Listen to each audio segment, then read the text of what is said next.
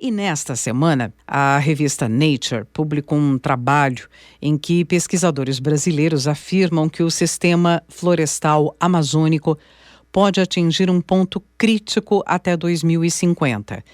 Em decorrência das ações antrópicas, como desmatamento e queimadas, a floresta poderia entrar em uma nova dinâmica, transformando-se espontaneamente em uma espécie de savana. O trabalho fala que, progressivamente, a floresta poderá sofrer com maior duração dos períodos secos e uma diminuição sistemática dos volumes anuais de chuva. E apresenta 3 possíveis cenários, preocupantes. A gente vai entender melhor. Vamos conversar sobre o assunto com o professor Pedro Luiz Cortes, que é titular da Escola de Comunicações e Artes, também professor do Instituto de Energia e Ambiente da USP. Muito bem, professor, gostaria que o senhor começasse nos explicando quais são os principais pontos evidenciados neste estudo, que cenários são esses, todos preocupantes. Bom, Roxane, é sempre oportuno lembrar que a floresta amazônica, ela é uma floresta tropical úmida, ou seja, a água, ela representa um papel extremamente importante nas dinâmicas da floresta. E o que a gente tem verificado ao longo dos últimos anos é um aumento da intensidade dos fenômenos climáticos. Então, quando chove, chove muito, e quando faz seca, quando nós temos uma seca, uma estiagem, ela é muito pronunciada, ela é muito intensa, como ocorreu no ano passado. E o artigo ele trabalha muito nesse aspecto da falta de água ao longo dos próximos anos. E é importante notar que essa data, 2050, não é que a floresta vai atingir esse ponto ali. Ela pode chegar até esse ponto nesse prazo, até entre 2024 até 2050. E isso deve acontecer progressivamente. Os modelos utilizados na pesquisa apontam que as secas na região amazônica aumentarão em duração e intensidade, e que elas serão excepcionalmente quentes e se tornarão mais comuns, criando condições que provavelmente vão impulsionar outros tipos de perturbação, tais como grandes e destrutivos incêndios florestais. Então a floresta tende a ficar cada vez mais seca nesses períodos de estiagem, e eles serão muito mais pronunciados, muito mais intensos, a exemplo do que a gente verificou no ano passado. Em consequência disso, a gente vai ter também uma redução significativa do volume anual de chuvas, tornando também a floresta mais suscetível a entrar em colapso, e os meses secos, naturalmente secos, eles terão sua duração aumentada. Então, é importante lembrar que a floresta amazônica, ela recebe a umidade do Oceano Atlântico por meio dos ventos alísios, que na região lá equatorial sopram de leste para oeste, empurram a umidade para o interior da Amazônia. Essa umidade precipita sob formato de chuva, hidrata o solo em níveis muito profundos, e as grandes árvores que têm raízes muito profundas recuperam essa água do subsolo e, por meio da evapotranspiração, repõem essa umidade na atmosfera. Os ventos continuam circulando, e esse processo de chuva e evapotranspiração, ele vai se repetindo até que esses ventos encontrem os Andes. Uma parte consegue ultrapassar e leva a umidade para Colômbia, Equador, Venezuela, mas uma parte significativa faz uma inflexão, faz uma curva e distribui essa umidade para a região central do Brasil, região sul, passando pelo Paraguai, Uruguai e norte da Argentina. O que eu tenho verificado em pesquisas que eu coordeno é que há uma tendência forte de redução dos volumes de água na região central do Brasil, ou seja, as hidrelétricas que dependem dessas chuvas amazônicas, elas vêm apresentando uma redução do volume de água, vêm sofrendo uma redução do volume de água que elas recebem da Amazônia, o chamado volume afluente, segundo dados do próprio operador nacional do sistema. Ou seja, vem acontecendo realmente alguma coisa com a floresta, de tal forma que a chuva amazônica ela vem perdendo espaço.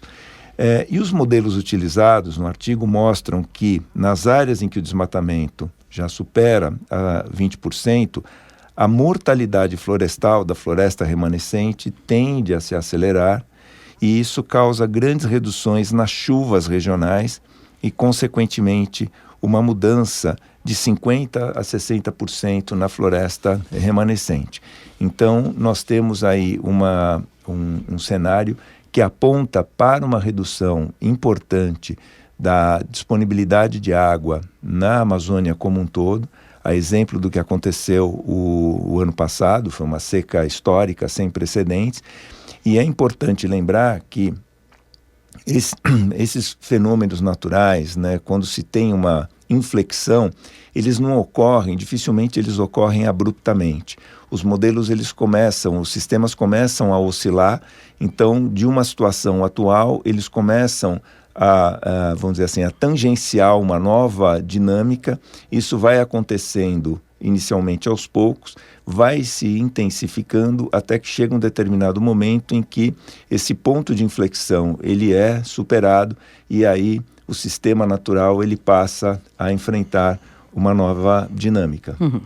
Agora, professor, essa transformação, então, em uma espécie de savana, savanização, não é que vocês especialistas já vêm falando, isso já está ocorrendo?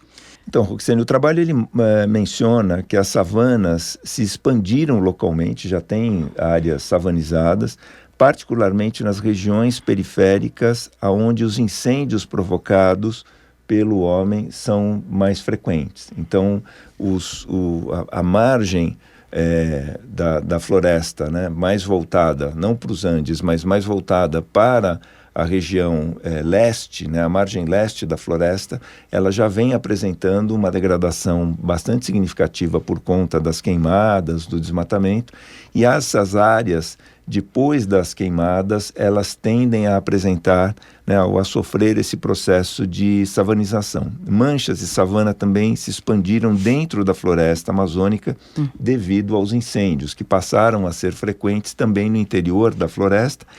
E esse é um problema atual, já está ocorrendo, ou seja, a perspectiva de que ocorra a savanização, né, em grande escala, não como eu dizia, não é a partir de um momento que, olha, hoje nós temos a floresta, amanhã começa a savana. Não, ele vai começando aos poucos e nós já temos manchas de savana dentro da floresta amazônica e isso é que ajuda a referendar, infelizmente, esse modelo que aponta que até 2050 a gente pode ter um processo cada vez mais intenso, né, e efetivamente ultrapassar esse ponto de inflexão. Enquanto isso, o projeto que regulamenta o mercado de crédito carbono, ele continua patinando no Congresso, né? É importante lembrar que ele seria apresentado como um grande trunfo durante a última COP. E qual é a importância desse mercado?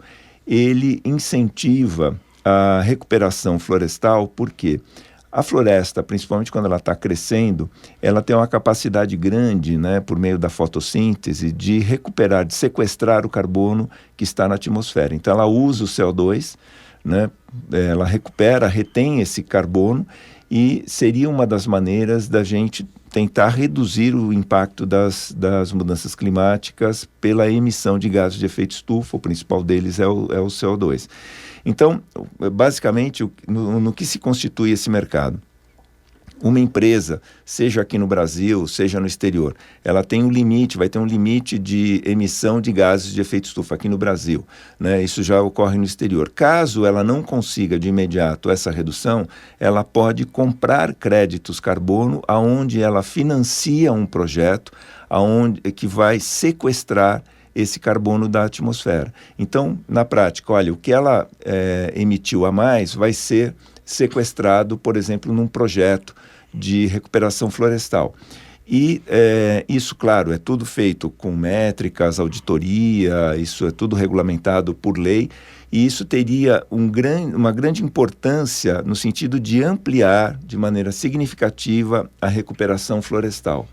Mas parece que isso não sensibiliza os políticos. Esse projeto ele já vem patinando há vários anos, ele já estava assim quase na boca do caixa, assim, praticamente para sair, e ele fica esperando essas decisões e a resolução desses conflitos políticos que eu particularmente imaginava que já estariam superados no final do ano passado, mas parece que eles persistem ainda e isso acaba prejudicando uma série de projetos, dentre os quais esse da regularização, né, da regulamentação do projeto de crédito carbono.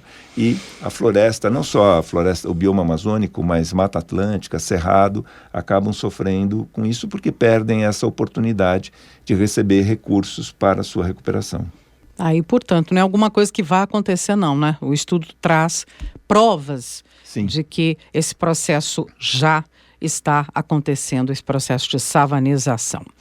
Professor Pedro Luiz Cortes, titular da ECA, professor do IEE, o Instituto de Energia e Ambiente. Você pode acompanhar as nossas conversas semanais no canal no YouTube, O Ambiente é o Nosso Meio, ou ainda em nosso portal, vai na aba Atualidades, Jornal da USP no Ar, primeira edição. Professor, muito obrigada pelos esclarecimentos. Eu que agradeço, é sempre um prazer falar com vocês.